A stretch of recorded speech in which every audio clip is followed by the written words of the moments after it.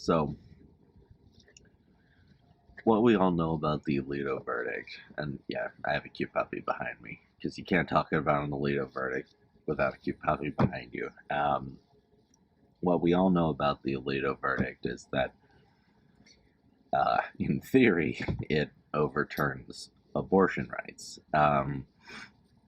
This relies on Alito's interpretation of the 14th Amendment and the Constitution generally as not applying to anything it doesn't refer literally to. So, well, in this case, for example, what he's saying is the 14th Amendment and the Constitution don't protect an inherent right to abortion because they are not mentioned specifically in the Constitution's terminology. The interesting thing about this is that because of the structure of constitutional rights, that is, for example, at some point there was very strict oversight of what went into films, for example, and they were then deemed an interpretation of free speech, and as such, you can have rating systems, but you cannot. You can't say, well, legally this can't, go into a theater because it doesn't follow cultural guidelines, for example. So another example of an unenumerated right is the right to own an automatic weapon, which the Constitution, you'll find, protects the right to bear arms, but does not define what an arm is.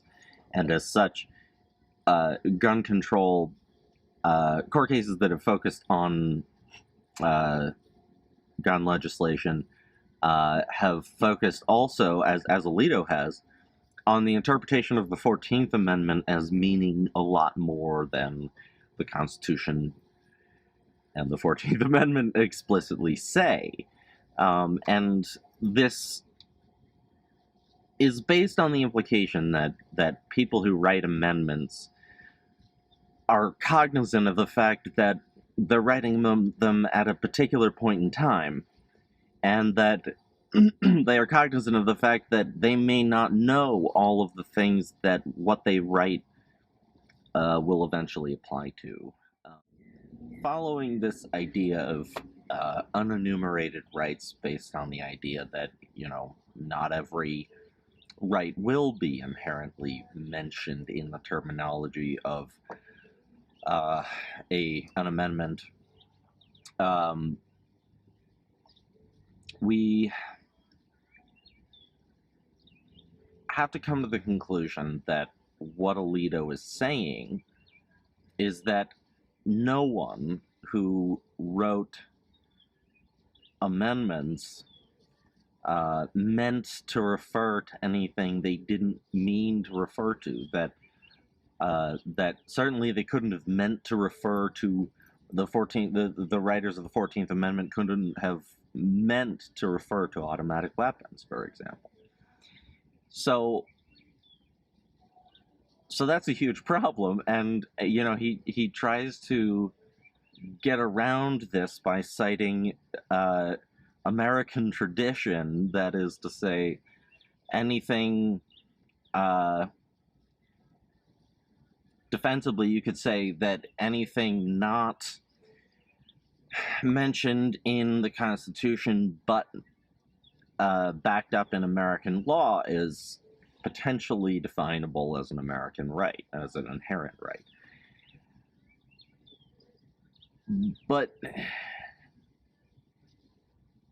he also says, and I think that this is really interesting, in that his judgment may actually not overturn the right to abortion at all, because one, he doesn't touch United States v. Virginia, in which Ruth Bader Ginsburg made it pretty clear that a woman's right to opportunity extends to her body. So he didn't mention that at all. And overturning a court case based on faulty logic does not it does not therefore follow that other court cases that go unmentioned in an opinion must therefore fall. Because, if you were saying, well, sure, Roe v. Wade was terribly argued, if you're not saying that about a concurring Supreme Court case that supports a woman's right to bodily autonomy, then that right may in fact still exist. Weirdly. And the other part of this is that he defines a medical procedure that requires heightened scrutiny, I believe it is, under constitutional law as something that was, if that medical procedure or a law limiting that was based solely on discrimination, then it would require extra scrutiny under constitutional law.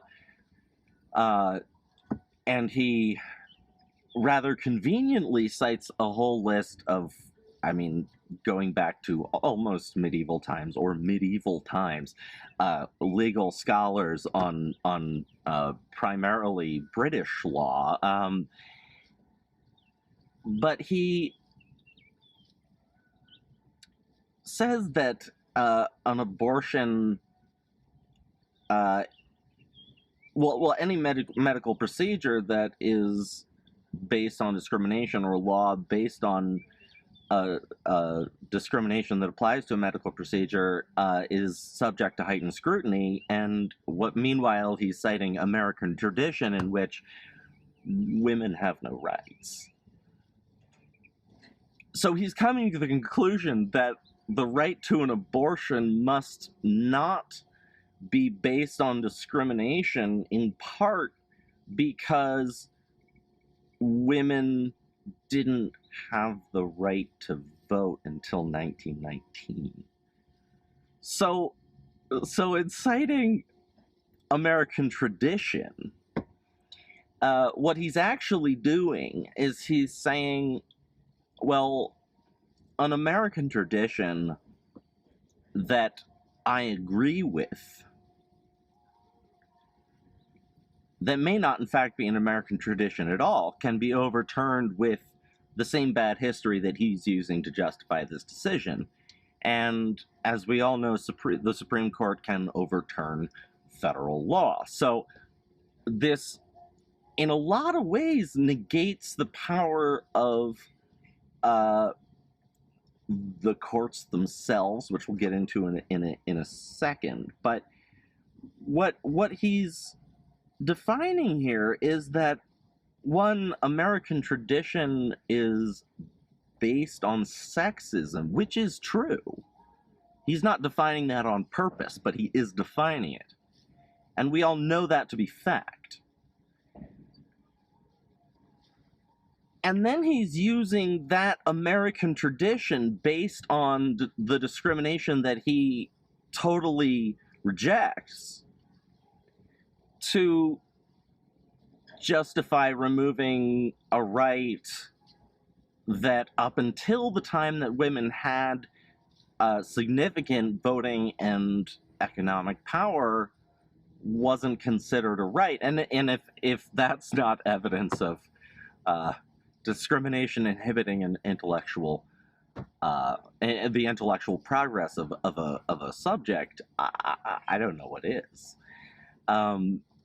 But so Alito's verdict is attacking the interpretation of specific rights throughout the Constitution, rights that are not inherently referenced in any amendment can be overturned, and laws relating to any right not mentioned in the Constitution can be overturned.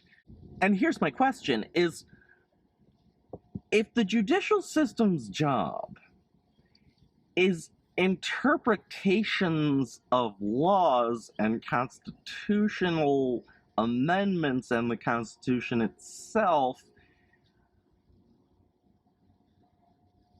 And yet, what he's saying is that interpretation of those rights doesn't really exist. Doesn't that kind of destroy the power of the courts themselves?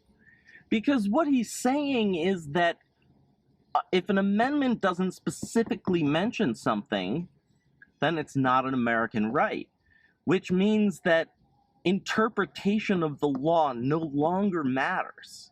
Interpretation of the Constitution no longer matters. The only thing that matters is specific terminology in each amendment and the Constitution itself.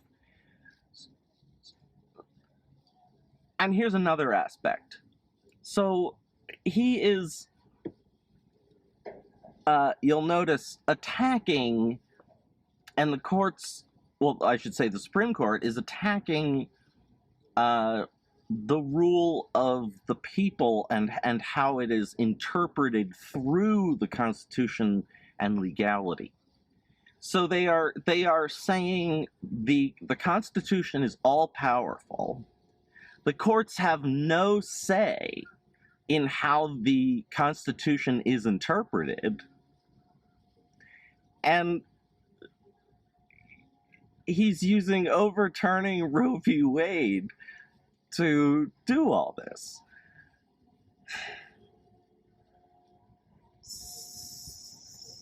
So he's kind of, bear with me here, he's kind of putting himself out of a job. And it would seem, meanwhile, leaving the right to an abortion may be perfectly intact.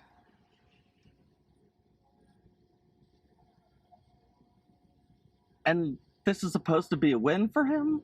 Suffice it to say, I think that Democrats using the fact that, for example, Alito has endangered gun rights, that he has put at risk Citizens United, that he has put at risk potentially sovereign immunity, qualified immunity, everything that protects powerful people is based on the interpretation of the Constitution and the law.